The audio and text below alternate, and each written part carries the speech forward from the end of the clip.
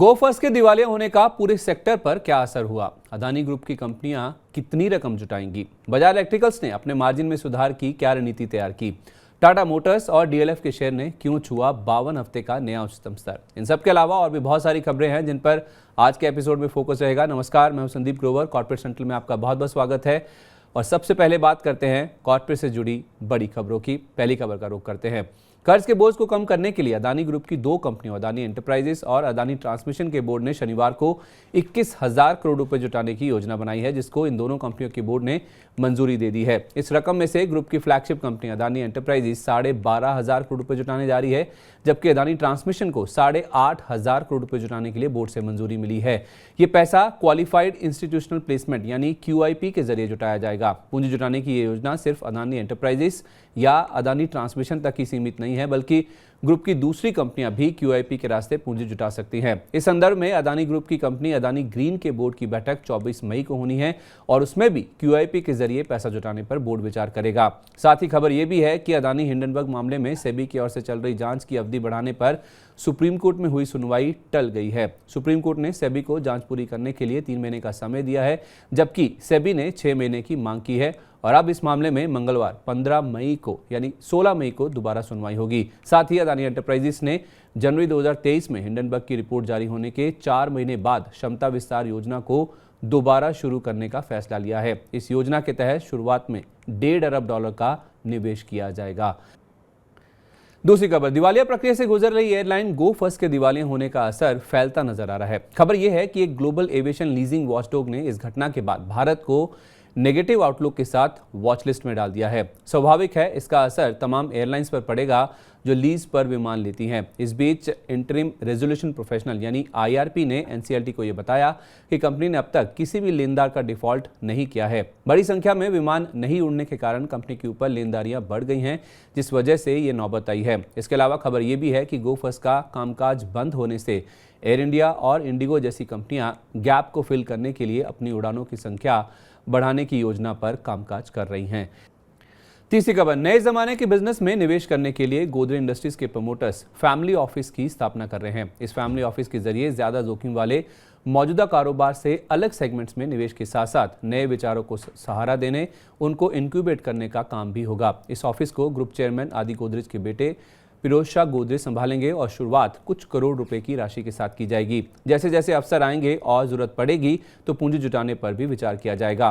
Company के managing director Nadir Godrej के मुताबिक कुछ निवेश पहले ही किया जा चुका है। ज्यादा करके अर्ली स्टेज इन्वेस्टमेंट्स के जरिए पूंजी डाली जाएगी जो स्ट्रेटेजिक होती है, पर यह निवेश गोदरेज इंडस्ट्रीज के जरिए करना काफी जल्दबाजी हो जाती है। इसलिए फैमिली ऑफिस के जरिए निवेश करना बेहतर है और अगर मौका मिले तो इसे बाद में कारोबार में शामिल किया जा सकता है। फिलहाल ये कंपनी 3 ग्रुप कंपनियों गोदरेज कंज्यूमर, गोदरेज प्रॉपर्टीज और गोदरेज एग्रोवेट की होल्डिंग कंपनी है।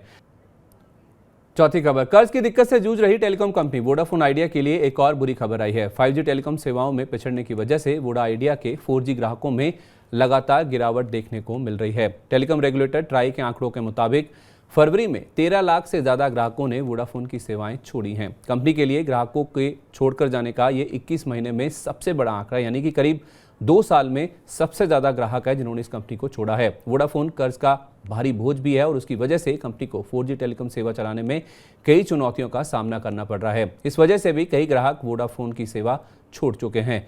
पांचवी खबर, बजाज इलेक्ट्रिकल्स ने अपने मार्जिन में सुधार की रणनीति तैयार की है। कंपनी ने अपने मार्जिन में हर साल 1% के सुधार का लक्ष्य निर्धारित किया है। वित्त वर्ष 2022 में कंपनी के कंज्यूमर कारोबार के मार्जिन 6.8% पर थे और वित्त वर्ष 2023 के नतीजे अभी तक घोषित नहीं किए गए हैं। बजाज इलेक्ट्रिकल्स के मैनेजिंग डायरेक्टर अनुज पोद्दार के मुताबिक ये लक्ष्य हासिल करने के लिए कंपनी अपने प्रोडक्ट पोर्टफोलियो को प्रीमियमाइज करेगी, ब्रांड्स को दोबारा लॉन्च करने पर फोकस होगा और साथ ही इसमें पावर डिस्ट्रीब्यूशन एंड ट्रांसमिशन कारोबार का डीमर्जर भी शामिल है। बीते 6 महीने में कंपनी ने अपने 2 ब्रांड्स बजाज और मॉर्फी रिसर्च को रीलॉन्च किया है। साथ ही नेक्स्ट नाम का एक प्रीमियम प्रोडक्ट भी लॉन्च किया गया है। इसके बाद कुकवेयर ब्रांड निर्लेप को भी रीलॉन्च किया जाएगा। बीते 1 साल में औसत बिक्री मूल्य यानी ASP 15% ऊपर है और हर साल 10% या उससे ज्यादा बढ़ाने का लक्ष्य निर्धारित किया गया है। यही नहीं, पावर डिस्ट्रीब्यूशन एंड ट्रांसमिशन कारोबार के डीमर्जर से कंपनी कंज्यूमर फोकस कंपनी बन जाएगी। इस रणनीति के तहत सालाना 100 से 150 करोड़ रुपए का निवेश होगा और 2025 में निवेश बढ़ाने की जरूरत को लेकर समीक्षा भी की जाएगी। छठी खबर, फूड डिलीवरी प्लेटफॉर्म जोमेटो के शेयर में छोटी अवधि में सीमित अपसाइड रह सकती है, ऐसा अनुमान ज्यादातर एनालिस्ट लगाकर चल रहे हैं, क्योंकि केंद्र सरकार के समर्थन वाली ओएनडीसी की ओर से डिलीवरी मार्केट में बड़े विस्तार की खबरें आ रही हैं। ओएनडीसी के जरिए होने वाले फूड डिलीवरी ऑर्डर्स में लगातार बढ़ोतरी हो रही है और इससे स्विगी, जोमेटो जैसी कंपनियों के लिए कंपटीशन लगातार बढ़ रहा है। ओएनडीसी बिना किसी थर्ड पार्टी के हस्तक्षेप से ऑनलाइन बिजनेसेस को सीधा अपने ग्राहकों को प्रोडक्ट्स बेचने की अनुमति देती है। ओएनडीसी उस समय पॉपुलर हुई है जब ऊंची ब्याज दरों के चलते घाटे वाली नए जमाने की कंपनियों के वैल्यूएशन को लेकर चिंता बढ़ रही है। इन्वेस्को ने पिछले साल जनवरी के मुकाबले स्विगी के वैल्यूएशन 10.7 अरब डॉलर से घटाकर $5.5 अरब कर दी है। इसी तरह फिलहाल जोमेटो को ट्रैक करने वाले 27 एनालिस्ट में से 21 ने खरीदारी, 3 ने होल्ड और 3 ने बिकवाली की राय दी है। पर इन सब का औसत लक्ष्य ₹75.75 निकलकर सामने आता है, जो कि ₹63.75 के मौजूदा भाव से ज्यादा ऊपर नहीं है। अगर कुछ और रेस्टोरेंट ओएनडीसी के साथ करार करते हैं तो मार्केट शेयर में कमी के साथ साथ जोमेटो के वैल्यूएशन में भी कमी हो सकती है। अगली खबर, बायजूस 2000 करोड़ रुपए का कर्ज जुटाने जा रही है। ये कर्ज सब्सिडरी आकाश एजुकेशनल सर्विसेज के आईपीओ की तैयारी के लिए जुटाया जा रहा है। कर्ज के लिए अमेरिका की investment firm Davidson Kempner capital management के साथ बातचीत चल रही है। सौदे के तहत ये कर्ज 3 साल की अवधि के लिए जुटाया जाएगा। ताजा फंड इक्विटी और उसके साथ साथ स्ट्रक्चर्ड इंस्ट्रूमेंट्स के जरिए जुटाया जाएगा। 8वीं खबर, आईडीबीआई बैंक को खरीदने के लिए 2 खरीदारों के नाम सामने आ रहे हैं। रिपोर्ट में कहा गया है कि कोटक महिंद्रा बैंक और प्रेम वात्सा की फेयरफैक्स इंडिया होल्डिंग ने आईडीबीआई बैंक को खरीदने के लिए इच्छा जताई है और दोनों ही खरीदार इस बैंक में कंट्रोलिंग हिस्सेदारी यानी 50% से ज्यादा हिस्सेदारी खरीदने के लिए ज्यादा कीमत भी देने के लिए तैयार हो गए हैं। हालांकि रिपोर्ट में यह भी कहा गया है कि दोनों ही खरीदार अपने मौजूदा बैंकिंग कारोबार में आईडीबीआई बैंक का विलय करने के पक्ष में नहीं है। तो ये था कॉर्पोरेट से जुड़ा आज का पूरा अपडेट। अब बात करते हैं मार्केट की और कुछ ऐसे शेयरों पर नजर डालते हैं जिनमें आज दमदार एक्शन देखने को मिला और उसके पीछे की वजह भी समझ लेते हैं। पहली खबर, चौथी तिमाही के अच्छे नतीजों के बाद टाटा मोटर्स के शेयर ने सोमवार 15 मई को 52 हफ्ते का नया उच्चतम स्तर बनाया। दिन के दौरान शेयर ने ₹537.15 का 52 हफ्ते का नया उच्चतम स्तर छुआ और 4% से ज्यादा की बढ़त भी दर्ज की इंटरडे बेसिस पर। शेयर में इतने बड़े उत्साह के पीछे 2 बड़ी वजह हैं। पहला, कंपनी घाटे से मुनाफे में आ गई है और दूसरा, 2016 के बाद पहली बार कंपनी ने डिविडेंड की घोषणा की। चौथी तिमाही में कंपनी ने साल दर साल 1033 करोड़ रुपए के घाटे के मुकाबले 5408 करोड़ रुपए का कंसोलिडेटेड मुनाफा दर्ज किया है, जबकि अनुमान 2500 करोड़ रुपए के आसपास का था। तिमाही दर तिमाही भी मुनाफे में करीब 83% की बढ़ोतरी हुई है। कंपनी की आय 78,439 करोड़ रुपए से 35.1% बढ़कर 1,05,932 करोड़ रुपए पर रही, जबकि कामकाजी मुनाफा 8,727 करोड़ रुपए से 47% बढ़कर 12,796 करोड़ रुपए पर पहुंच गया है। कामकाजी मार्जिन 11.1% से सुधरकर 12.1% पर रहे हैं, यानी कि करीब 1% की बढ़ोतरी हुई है, जबकि बाजार अनुमान करके चल रहा था कि मार्जिन बढ़ेंगे, लेकिन बाजार का अनुमान था कि मार्जिन बढ़कर 11.5% के आसपास रह सकते हैं। साथ ही कंपनी के बोर्ड ने ₹2 प्रति शेयर के डिविडेंड की घोषणा की है, जो कि 2016 के बाद पहली बार हुआ है। टाटा मोटर्स के मुताबिक नतीजों में सुधार के पीछे वॉल्यूम में बढ़ोतरी के साथ साथ कीमतों में बढ़ोतरी है, जिससे औसत बिक्री कीमत में सुधार हुआ है। साथ ही जैगुआर लैंड रोवर यानी जेएलआर में 49% की ग्रोथ से भी सपोर्ट मिला, क्योंकि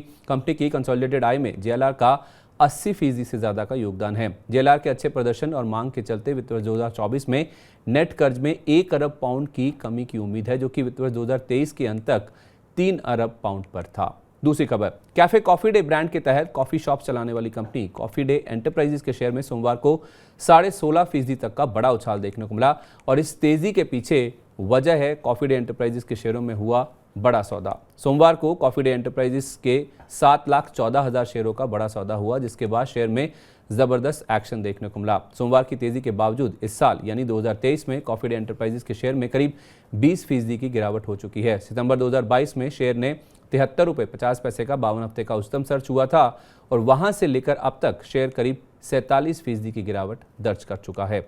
तीसरी खबर, चौथी तिमाही के अच्छे नतीजों और मैनेजमेंट की कमेंट्री के बाद डीएलएफ के शेयर ने सोमवार 15 मई को 52 हफ्ते की नई ऊंचाई को छुआ। इंटरडे में शेयर ने ₹475.80 का नया हाई छुआ, जो कि एक साल में सबसे उच्चतम स्तर है। सोमवार को शेयर ने 9% तक का उछाल भी दर्ज किया। चौथी तिमाही में कंपनी का मुनाफा साल दर साल 406 करोड़ रुपए से 40.4% बढ़कर 570 करोड़ रुपए पर रहा। हालांकि बाजार अनुमान कर रहा था कि ये 650 करोड़ रुपए के आसपास रह सकता है। कंपनी की आय 1547 करोड़ रुपए से करीब 6% घटकर 1456 करोड़ रुपए पर रही, पर कामकाजी मुनाफा सुधरा है। कामकाजी मुनाफा 367.5 करोड़ रुपए से 8.4% बढ़कर 399 करोड़ रुपए के आसपास पहुंच गया है। कामकाजी मार्जिन 23.8% से सुधरकर 27.4% पर रहे हैं, जबकि अनुमान 34.6% रहने का था। नतीजों के बाद हुई इन्वेस्टर कॉल में कंपनी के सीनियर अधिकारी ने कहा कि वित्त वर्ष 2024 में कंपनी की 1.12 करोड़ स्क्वायर फीट के प्रोजेक्ट लॉन्च करने की योजना है, जिससे करीब 20,000 करोड़ रुपए की बिक्री का लक्ष्य है। देश में लग्जरी हाउसिंग सेगमेंट की मांग काफी मजबूत है और वित्त वर्ष 2024 में कंपनी का अनुमान है कि इस सेगमेंट से कंपनी की आय का करीब 60% हिस्सा आएगा। नतीजों के बाद ज्यादातर ब्रोकर शेयर पर बुलिश हैं। CLSA ने शेयर पर खरीदारी की राय और 540 रुपए का लक्ष्य दिया। वहीं JP मॉर्गन का मानना है कि कंपनी एक डबल इंजन बिजनेस बन गई, जिसमें रेजिडेंशियल और ऑफिस बिजनेस दोनों अच्छा कर रहे हैं। JP मॉर्गन ने शेयर पर ओवरवेट की रेटिंग दी है और लक्ष्य बढ़ाकर 510 रुपए कर दिया है। चौथी खबर, डीमार्ट के नाम से रिटेल चेन चलाने वाली कंपनी एवेन्यू सुपरमार्ट्स के शेयर में चौथी तिमाही के नतीजों के बाद 0.5% तक की गिरावट देखने को मिली। सोमवार 15 मई को डीमार्ट के शेयर ने दिन के दौरान 3506 रुपये 60 पैसे का निचला स्तर भी टच किया और निराशा की वजह है चौथी तिमाही के नतीजों में आई मार्जिन में गिरावट। चौथी तिमाही में कंपनी के कामकाजी मार्जिन 8.6% से घटकर 7.6% पर रहे हैं, यानी कि 1% की गिरावट देखने को मिली है। कंपनी की बिक्री 8,786 करोड़ रुपए से 20.6% बढ़कर 10,594 करोड़ रुपए पर रही, पर मार्जिन में कमी के चलते कंपनी के मुनाफे की ग्रोथ बिक्री से धीमी रही है। साल दर साल मुनाफा 426.8 करोड़ रुपए से 7.8% बढ़कर 460 करोड़ रुपए पर रहा है। ऐसा इसलिए क्योंकि कंपनी के खर्चों की ग्रोथ बिक्री से ज्यादा रही है। तिमाही के दौरान कंपनी के कुल खर्च 8,210 करोड़ रुपए से 21.8% बढ़कर 10,002 करोड़ रुपए पर रहे हैं। तो कॉर्पोरेट सेंट्रल में आज के लिए बस इतना ही। वक्त है आपसे इजाजत लेने का, लेकिन चलते चलते आपको बताते हैं कि कल के बाजार पर कौन से ऐसे अहम इवेंट्स हैं और जो ट्रिगर्स हैं जो खास तौर पे असर डाल सकते हैं। 16 मई के ट्रिगर्स की बात करें तो पहले नतीजों की बात करते हैं। भारतीय एयरटेल निफ्टी की एकमात्र कंपनी है जिसके नतीजे मंगलवार को जारी होंगे, तो इस पर बाजार फोकस करेगा। FNO यानी वायदा बाजार से लंबी सूची है, जिसमें ग्रैन्यूल्स इंडिया, JSPL यानी Jindal steel and power, LIC housing, Oberoi realty, इनके नतीजे जारी होंगे और उसके साथ साथ मेट्रोपोलिस हेल्थ केयर, IOC और बैंक ऑफ बड़ौदा, ये कुछ और कंपनियां हैं जिनके नतीजे मंगलवार को जारी होंगे और इस पर बाजार की खास तौर पे नजर रहेगी। ओबरॉय रियल्टी का बोर्ड नतीजों के साथ साथ पूंजी जुटाने के ऊपर विचार करेगा, तो वहां से क्या फैसला आता है इस पर भी बाजार की नजर रहेगी। और इंडियन ह्यूम पाइप्स एक छोटी कंपनी है, इसके भी नतीजे जारी होंगे और नतीजों के साथ साथ शेयर जारी कर फंड जुटाने पर बोर्ड की बैठक होगी, तो इस पर भी बाजार की नजर रहेगी। वेल्सपन इंडिया, जिसके बायबैक के बारे में हमने आपको पहले भी बताया था, मंगलवार को ये खुलेगा, यानी कि 16 तारीख को खुलकर ये 22 मई तक खुला रहेगा, तो आप चाहें तो अपने शेयर इसमें टेंडर कर सकते हैं।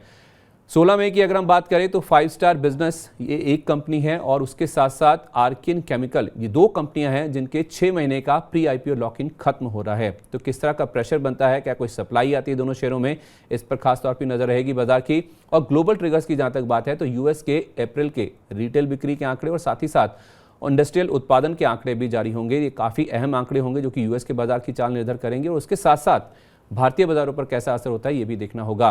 ग्लोबल ट्रिगर्स में ही यूरोप के Q1 GDP के आंकड़े भी जारी होंगे, तो उस पर भी कहीं ना कहीं बाजार की नजर रहेगी। तो इसी के साथ वक्त हो गया है कॉर्पोरेट सेंट्रल को यहीं पे समेटने का। उम्मीद है आपको कॉर्पोरेट सेंट्रल का आज का एपिसोड पसंद आया होगा और इससे आपको कॉर्पोरेट जगत के साथ साथ बाजार का भी दिन भर का हाल पता चल गया होगा। तो कल आपसे इसी समय फिर से मुलाकात होगी नए अपडेट्स के साथ, नई खबरों के साथ। तब तक आप देखते रहिए मनी 9। नमस्कार, शुभ रात्रि।